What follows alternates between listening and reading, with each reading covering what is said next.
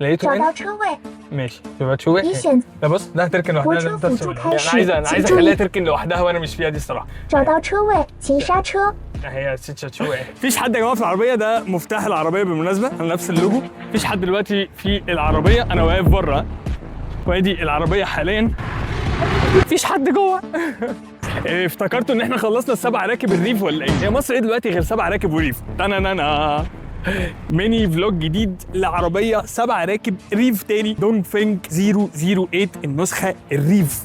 طبعا دي مش العربيه بتاعت الوكيل، دي العربيه الاستيراد. تعرفهم منين؟ تعرفهم اول حاجه من اللوجو، ده اللوجو الجديد بتاع دونج فينج وموجود هنا. بتاع الوكيل هتلاقي اللوجو موجود عندك هنا. تاني حاجه تعرفها منها وهي اهم حاجه تقريبا يعني، هي الشاشه اللي موجوده في النص واللي بتقدر انك تشغلها من هنا كده. هو تنانانا شاشه طبعا تاتش، وتعرف بقى تنزل عليها ابلكيشنز. طبعا هنا ايه بقى بالصيني بس عادي ممكن تقلبها انجلش يعني. والكرسي اللي ورا موجود هنا، الكرسي اللي فيه ليج اكستنشن، وده طبعا ايه عشان درايفر وبتاع تقدم ده وتقعد عليه. تعالوا نقعد عليه كده، نقدم ده كده واقعد لكم عليه اوريكم المساحات. بصوا بقى المساحات الداخليه، بحر طبعا معاك مساحات مرعبه. عندك هنا تكييف، وعندك هنا مقبض، وعندك مقبض تاني هنا. ما عندكش هنا ستاره موجوده في النسخه كهرباء منها. عندك هنا كاميرا عشان تتابع اطفالك وهم قاعدين ورا. وطبعا ده النص بتاع البانوراما اللي بيتفتح من قدام، هنفتحه كمان شويه، والنص اللي قدام بيتفتح مانيوال. عندك ايه تاني؟ عندك تحكم في التكييف من هنا، اللي التكييف بيجي لك من فوق. وعندك هنا التحكم في التلاجة، دي بقى شغاله ايه؟ شغاله تلاجة تبريد، وشغاله كمان تسخين او فرن. وعندك من هنا في الكرسيين تسخين وتبريد للكرسيين الكابن سيتس اللي موجودين في الصف الثاني. عندك ايه تاني؟ الكرسي المهم اللي هنا، عندك هذه الترابيزه عشان تحط اللابتوب وتحط القلم بتاعك هنا وتشتغل عليها. وعندك طبعا حته اللاكشري دي. وعندك المسند بتاع الدراع اللي تقدر تتحكم في المستوى بتاعه اهو كده. ومن هنا الزرار يفتح لك الكاب هولدر الشيك ده الخاص بتاعك. تعال نشوف بقى الصف الثالث مع بعض. ترجع من هنا، طبعا دي 6 سيتس مش 7 سيتس. ادي الصف الثالث، احنا حاليا في الصف الثالث. الكرسي ده راجع جدا. بصوا المساحه، انا طولي 182 ها. بصوا المساحه عامله ازاي، وعندي هنا جلد اسند، وعندي هنا تكييف للصف الثالث، وعندي نور للصف الثالث، وعندي كمان شباك للصف الثالث، ومعايا طبعا الفتحه البانوراما. ده غير ان انا عندي شحن كمان، شاحن للصف الثالث. في الصف الثاني بقى هتلاقي عندك الشاحن ال 60 واط السريع جدا ده، وعندك شاحن تاني 18 واط جنب الثلاجه. من الحاجات برضو المبهره جدا في العربيه دي انك لو نزلت الازاز هنا هتلاقي الازاز نزل لحد الاخر، او طلعته شويه ووقفت الازاز دبل. الازاز دبل في الاربع ابواب اللي موجودين في العربيه. طبعا زي كل عربيات دونج فينج ازاز بالعكس. بالمناسبه الاوكرا هنا بوب اب هاندل كهرباء، وطبعا السيفتي بتاعها موجود من هنا. اللي موجوده في التوكيل يد عاديه مش بوب اب هاندل زي دي. طبعا العربيه من هنا بنزين، ومن الناحيه الثانيه الكهرباء. العربيه دي بتقدر تمشي مدى فعلي بالبنزين والكهرباء مع بعض 1300 كيلو. بطاريتها ليه ده؟ لان بطاريتها الكهرباء كبيره، بطاريتها 34.5 كيلو وات ساعه، ودي بطاريه كبيره جدا. دي بطاريه عربيات كهرباء، هو ده اللي مخلي المدى بتاعها كبير. ده غير طبعا انها بتاخد 60 لتر بنزين 95 لانها 1500 تربو المولد بتاعها. تعالوا نبص على الشنطه. دي الشنطه والصف الثالث موجود يعني.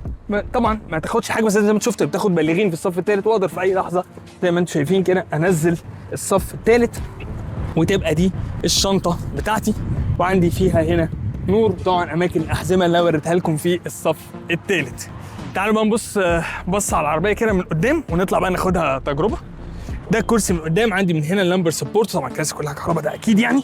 عندي طبعا تبريد وتسخين. من هنا بقى عندي فتحه السقف المانيوال، ومن ورا ادي البانوراما اهي. فتحنا البانوراما الخلفيه اللي وصل لحد الصف الثالث كلها كهرباء. فرق تاني مع نسخة الوكيل، عندك اللوجو الجديد برضو بتاع دونج فينج. في الوكيل هتلاقي اللوجو القديم اللي موجود في الدايرة، ومعايا من هنا الشاحن الوايرلس، وعندي من هنا المسند الوسطي اللي فيه مخرج ال 12 فولت. يلا بقى نطلع نجربها. دكتور ايه الاخبار؟ الحمد لله. قول لي بقى اختيارك للعربيه دي ازاي؟ العربيه ما شاء الله مميزه جدا يعني. والله الموضوع جه ظروف، بس انا كل فكره كنت محتاج العربيه تبقى 6 او 7 سيتس. اوكي. فكره الكهرباء طبعا ما كانتش في دماغي قوي، بس لما ظهر لي فكره الريف بالحجم ده بالفلوس دي امين. انت طبعا جايبها لما كانت بمليون 900 مليون 990. مليون 990 ساعات دلوقتي 2 مليون شويه. 2 مليون 50 تقريبا دلوقتي. بس هي طبعا هي فكره كعربيه عائليه بقى مع الاوبشنز والدلع الموجوده ورا، مع تحفه. ثلاجه، كل حاجه. تسخين الشاشه دي طبعا مع الاطفال. هو ده المزاج بصراحه بالنسبه للاطفال. الكراسي تبريد تسخين، كرسي الاربع السواق كراسي مساج دول تبريد تسخين كلهم تبريد تسخين، كرسي السواق مساج. فجميله بصراحه كامكانيات تحفه. وكأداء طبعا لا دي مش محتاجه بالنسبه لنا احنا كناس بنركب عربيات من زمان اللي هي العربيات السي سي العالي. لا بالنسبه لنا ده دلع طبعا. انك تيجي من عربيه الكهرباء، انت كمان العزم اللحظي بتاع الاول في الكهرباء ده هو ده ما بتلاقيهوش ابدا في اي صعب. حاجه. ده حقيقه بالظبط. حتى مش موجود في العربيات ال8 سلندر خالص. لا مستحيل. انت في الاخر هناك محتاج تنقل نقلات رايح جاي. الموتور نفسه في حاجات جواه لما بتتحرك بتحسب تاخد وقتها. انت هنا بتحط رجلك بتاخد الباور على طول. ديلي. ايه طب اللي كنت بتفكر فيه كمثلا خيارات مع العربيه دي؟ يعني تقريبا في رينج السعر بتاعها مفيش اوبشنز كتير بتعمل لا كده. خالص. صح؟ لا خالص. ريف مستحيل مفيش. انت الروكس على طول، ومش عارف تقريبا في اكسبانج تقريبا تتكلم في 3 مليون 100 او 150 بالزبط. مش هي يعني. كان البديل كان بالنسبه لي كانت عربيه الاي ام طبعا. بس اي ام كهرباء بيور كتير. واغلى منها طبعا واصغر منها وكل حاجه، بس برضو كانت مشكلتهم ان العربيات كالعاده مش موجوده وما بيتعاملوش غير كاش وحاجات كده كتير قوي ما ظبطتش يعني. انت ماشيها كهرباء بس حتى الان؟ انا لا شغال بنزين، شغال هايبريد، بس كتجربه لسه. العربيه لسه جديده مع يعني 1700 كيلو على النظام الصيني، وبيديك بيقول لك انها بتعمل حوالي 203 كيلو. اوكي. على الكهرباء بس ان هي بطاريتها كبيره. على الكهرباء طبعا. انا يعني تجربتي معاها لا الحمد لله جابت تقريبا، كنت عملت عداد 150 كيلو على البطاريه، لقيته مديني حوالي 133 كيلو، فبنتكلم في تقريبا الفرق كله حوالي 13%. ممتاز. على الرسمي اللي هو الاوروبي بيديك حوالي 163 كيلو. تقريبا انت جايب اعلى كده من الرسمي. بالظبط، ده اللي انا بقوله يعني. حقيقه هو اعلى من الرسمي. هي كمان يعني انا كنت خايف صراحه من العربيه، شفتها حجمها من بره مع حجم البطاريه، كنت خايف صراحه موضوع الوزن كمان. ان الوزن ان العربيه هتبقى بتهبط، بس احنا دلوقتي في حته مكسره اهو. لا عفشه العربيه لا ما شاء الله حلوه. ده حقيقه حلوه مريحه يعني. طبعا العزل في العربيه، انا الازاز كله دبل. الازاز كله اكوستيك جلاس، انا مش سامع اي حاجه ده حقيقه خالص بره. فالعزل الصراحه مريح جدا. هي طبعا حجمها كبير. ايوه. بس انا متعود شويه على الاحجام دي، بس اعتقد ممكن تخض لو حد مش متعود على الحجم مش واخد عليها. ده حقيقه صح. وبالذات في الملفات، بالذات لما تيجي تاخد غرزه ولا حاجه دي، لو حد مش متعود على اللقطه دي هتبقى صعبه، هتبقى مخيفه. ابعادها مش هتبقى سهل. بالظبط. العربيه طبعا فول اداس، بتعمل كل حاجه. شايف انا قدامي كشف الطريق كله، جايبه كل حاجه قدامي كانها فيها لايدار بالظبط. العربيه اصلا كده صيني، ففيها كل الحاجات الدلع بالظبط بتاعهم. غير ان هي بتركن لوحدها واحنا جواها زي ما صورناها من شويه. بتركن كمان فالي باركينج من الريموت اللي شكله حلو قوي بالمناسبه يعني. عاجبني قوي شكل الريموت ده. بينزل نسخه واحده من الاستيراد صح؟ بالظبط. الوكيل منزل نسختين. الوكيل منزل نسختين. هم تقريبا كانوا نازلين بنفس السعر في الاول. الاستيراد هو كان تقريبا في مستورد واحد اللي كان منزله بكميه كبيره، كان منزل سعر ارخص، بس وقت الحفله صارت اللخبطه هنا شويه يعني. هو ما كانش متخيل ان السعر ده هيوصل له، فقام ضرب زيه زي الوكيل وخلاص. أيوه. وعلي دلوقتي كمان على الوكيل ان هو اللي موفر بصراحه. العربيات هو الوحيد اللي موفر حتى الان يعني. هو لسه موجود بينزل منها؟ يعني ما اعرفش بصراحه، بس انا اخر حاجه كان في حد معانا استلمنا له عربيته، صديق يعني، فقال لنا انا لسه هدخل 10 عربيات في مستورد اخر تاني، صديق شخص ليا انا شخصيا، هيستورد 20 عربيه. شايفينها ان هي حاجه يعني قيمه مقابل سعر. هي قيمه مقابل سعر طبعا. والعربيه بجد بتقدم حلول كتير قوي يعني الفئه دي بقت مطلوبه جدا اسريا وناس كبزنس كسياحه. بالظبط كسياحه مطلوبه جدا. عربيه مريحه جدا. كابين سيتس الموجوده ورا دي فظيعه، تحسك قاعد في المطار بالكاب هولدر اللي بيطلع لك ده. عمر قاعد مستمتع ورا وفاتح الليج اكستنشن مع مساحات طبعا مهوله. مهوله مفيش، مع تكييف في الصف الثالث. ده حقيقه. طب هي الفكره بقى يعني انت بتتعامل مع ال6 سيتس ازاي؟ لان انا الصراحه انا مستوى شخصي بحس ان ال6 سيتس دي مش عمليه قوي يعني انا كده مضطر دايما افضل فاتح الكنبه ورا، ما انا فاتح الكنبه ورا ما عادش عندي شنطه. تمام. فانت بقى بتتعامل معاه، انت اكيد سافرت بيها، قلت لي سافرت بيها. تتعامل بقى ازاي مع موضوع السكس؟ هي الفكره فكره الاول انت استخدامك ايه ليه، مش محتاج حاجه معايا وانا شايلها معايا، فدي سهله خلاص. انا مش هفتح، انا فاتح الكرسي الاخير فمحتاجه ككرسي. في السفر انا بحضر للحته دي شويه ان انا يبقى عندي شبكه فوق، طبعا دي هتعمل مشكله مع الاستهلاك الهواء وبانوراما. مش هتبقى ازمه. انا في تركه معموله بيها ليها بره في الصين، فانا جبتها لقطت اللقطه. اللي بتتقفل دي؟ لا اللي بتتقفل دي انا ما اعرفش، هو اولا اسعارها هطل قوي، صح مزودينها قوي، يعني بتتكلم في حاجه و60000، فده مش منطقي يعني. بس كل الفكره في شبكه معموله بطريقه معينه هتبقى عاليه شويه، ويركب فوقها يعني الهولدرز تبقى عاليه بالظبط، والشبكه تركب فوقها، فهتعدي فكره البومبي اللي معمول للسقف البانوراما. تمام. فطبعا ده هيعلي استهلاك الكهرباء، بس أكيد. انا بس طالما انت عامل حسابك فما عندكش مشكله. بالظبط، هو كده انت ريف، فانت معاك 1300 كيلو، انت مش محتاج حاجه يعني. مش فارقه معايا. على الفعلي هتعمل لنا حوالي من 950 ل 1000 على الاوروبي. صح. فانا مش عايز اكتر من 1000، مفيش مكان هتروحوا 1000 كيلو. يعني احنا زمان كنا بنطلع رحلات صيد، مفيش مشوار بنروح ابعد من كده، مستحيل اصلا. يعني الغردقه انت رحت اسوان؟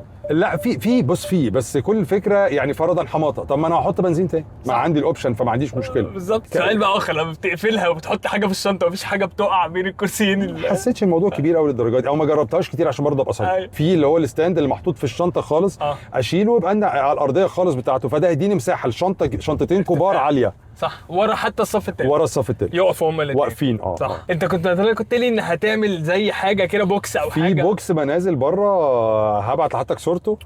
هو نازل كاكسسوارز بره، فانا فكرت انفذه. معايا حد هنا بتاع موبيليا؟ لا خالص والله، بتاع اللي هو بتاع فرش العربيات وكده. أيوة. طاق شويه وانا دماغي طاقه، فانا قلت له هنفذه، انا هاخد ابعاده وانفذه. نفذته عند حد نجار، ممكن اعدله بعد كده بشكل اكليريك وحاجه زي كده. بس قلت كفكره الاول تتنفذ، بعد كده هستعمله. ده عند السفر لو انا محتاج فرضا بدل ما احتاج 6 سيتس محتاج 7 سيتس هحتاجه، ما عنديش مشكله. مع العلم ان هو الكرسي الاخير انا خدت 3 عادي مستريح وزي الفل، بس طبعا مش 3 كبار باحجامنا، احنا بنتكلم في اطفال فرضا لحد ثانوي، لا ممكن ياخد 3 افراد عاديين جدا. هو طالما واخدنا انا 182 سم مرتاح كده، ياخد مني 2، فياخد 3 تحت ال 100. فانا هكسب بيه واحد زياده بقى لو احتاجته البوكس ده، كده يبقى 8. بالظبط، هتبقى 8 افراد. وده اعتقد ما فيش حاجه بتعملها بالشكل ده، ما فيش عربيه بتديني الاوبشن ده. لا هي عربيه اصلا ما شاء الله كبيره، ابعادها كبيره جدا، حتى عرضا. ده هي دي يعني هي طولا في عربيات كتير حاليا بقت بالطول ده، بس عرضا لا مفيش كتير بالعرض ده. اللي زيها شويه انت بتتكلم في العربيات اللي هي ارتفاعها اعلى سنتين 3 اللي هي بتاعت السياحه من الاخر كلها، او اللكجري قوي اللي هي زي بتتكلم في الروكس، زي الروكس بالظبط. حاجه ثانيه خالص قياسا برضو بالسعر. كذا بسعر فرق كبير، فرق مع الروكس احنا بنتكلم الضعف نص الثمن بالظبط. يعني دي نص ثمن الروكس، وفيها نفس الشاشه بتاعت الروكس، فيها بالزبط. نفس الكابين سيتس، وهواوي برضو نظام التشغيل السيستم بتاعها. فانا شايفها كقيمه مقابل سعر على تعمل كل اللي الروكس بتعمله، يعني فيها ركن ذاتي وركن فالي من المفتاح. طبعا شويه هتتعود على الحوار السيستم الصيني، يعني انت مش محتاجينه، مش بس على الاقل السيستم هنا شغال. لا انجليزي، لا انجليزي ما فيهوش مشكله. الاوامر الصوتيه اعتقد هي اللي مش فيهاش انجلش بقى. لا اعتقد صيني بس. في نازل سوفت وير ده صيني بس رسمي. في ناس نزلت السوفت وير، التعديل بتاع السوفت وير كراكس من الاخر كده. كراكس اتقال لي من حد من الناس اللي فاهمه قوي، قالوا لي خليك في الاخر شويتين لحد ما يوصلوا لاعلى حاجه، فانت خلاص ما عندكش مشكله. اوكي. فيها الحته الحلوه ان انت بتفتح لك في ويندوز صغيره وتقدر تحركها. بالظبط. جميل. هو نفس السوفت وير الهواوي اللي موجود بالظبط في غالبيه، حتى الدي اف اس كي نفس الفكره بالظبط. الدي اف اس كي نفس السوفت وير. والكرسي ده فيه مساج صح؟ الكرسي بتاع سيادتك فيه مساج. ايوه. من هنا من السيتس دلوقتي. انا حسيت بيه على طول. هو عنيف بصراحه، بتختار اوبشنز منه، بتختار كذا شكل منه. انا حسيت بيه على طول. لا قوي. هنا طبعا التكييف، نقدر نشغل التكييف. في كمان ورا كله الاربع كراسي تبريد وينفع تسخين. طبعا احنا عاملينه على الهاي. هو بيشتغل لمده ثلث ساعه وبيفصل بعد كده لوحده، ده اوتوماتيكلي. حلوه دي عشان برضو يسيف باور كمان، يسيف ظهرك. انت ظهرك اكتر من كده مش منطقي. انت ظهرك هيقف. ده هيفيد شويتين 3 للناس اللي في الصيف. احنا كراسي جلد، فالكرسي الجلد برضو بيبقى حراره عاليه. صح. مع العلم العربيه ايزوليتد برضو حراره، بس برضو دي هتبقى موجوده. هي العزل عامه الصوتي بالمناسبه موتور البنزين اشتغل من شويه، انا ما سمعتوش خالص. ده حقيقه مفيش بيطلق. والعربيه كمان دفع خلفي، فانت عارف تتحكم فيها بسهوله جدا. الباور نازل مرتاح، مفيش بقى اندر ستير ولا اي حاجه. العربيه بتلحق نفسها. في حته كده مطب هوا هناك. لا مفيش. لا ما شاء الله عفشتها مش باين فيها الوزن خالص. ناعمه ناعمه جدا، مريحه جدا، عائليه تمام. يعني دي عربيه سفر فعلا. ده حقيقه بالظبط. دي العربيه الاوبتيمم للسفر. وبجد انا عاجبني ان الاكسلريشن حلو وفي نفس الوقت ما بيخضش. يعني هو حلو انك في عربيه بالحجم ده الاكسلريشن بتاعها ما بيخضش، لان انت عربيه كبيره برضه. واستهلاكها انا برضو جربت الريتشارجنج بتاع الريجين. بالريجين بالظبط. ريجين بالظبط كده تحفه قوي. صح. يعني لو جريت جامد تشيل رجليك. هو بيدينا ميزه، انا رايي انا ان بيعلمك طريقه سواقه جديده، انك تبقى عاقل في التعامل مع العربيه، ما تستناش المطب، شيل رجليك. صح. فدي حاجه انا شايفها ده ميزه حقيقه. انا بحب الريجن جدا، وبقعد اقول للناس دايما يا جماعه اتعودوا على الريجن، اتعودوا على الريجن. ده حقيقه بيفرق جدا والله. هيهديك ويعلمك سواقه هاديه، ما يخليكش قاعد مستني المطب، هيوفر لك استهلاك في التيل والطنابير بالظبط. وهيخليك كمان يعني هيخليك تعمل رينج احسن من المعلن بتاع العربيه بكتير. لو حضرتك بتعمل حاليا يعني. ده حقيقي انا بجربها. يعني ممكن اخد اخليها تديني كيلو واقوم شايل رجلي اسيبها تشحن الكيلو هو. صح. جربت الكلام ده. ده حقيقه. ووزن العربيه تقيل، فبيقدر يديك الحته دي. صح.